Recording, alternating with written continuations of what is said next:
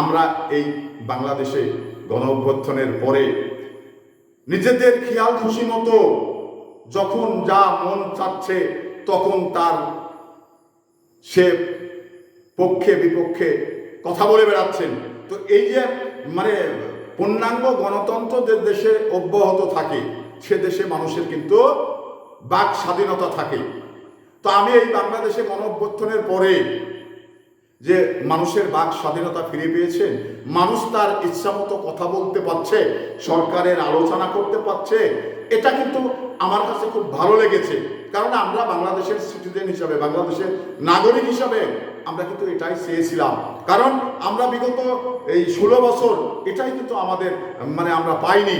আমরা সরকারের বিরুদ্ধে কথা বলতে গেলে অমনি হয়তোবা কালো গাড়িতে এসে রাতে তুলে নিয়ে গেছে, নতুবা বিডিআর বা পুলিশ সেজে তুলে নিয়ে গেছে, নিয়ে কোথায় যেন রেখেছেন, যা ওই ব্যক্তির গার্জিয়ান আর কখনো খুঁজে পাননি। এই অবস্থা বাংলাদেশে বিরাজমান ছিল। তো সে জায়গা থেকে আমরা এই গণ অভ্যুত্থানে স্বৈর শাসককে হটিয়ে আমরা একটি জনগণের সরকার প্রতিষ্ঠিত করতে পেরেছি। এটা আমাদের বাংলাদেশের মানুষের জন্য, বাংলাদেশের রাজনীতির জন্য, বাংলাদেশের উন্নয়নের জন্য আমরা একটি ভালো কাজ করতে পেরেছি।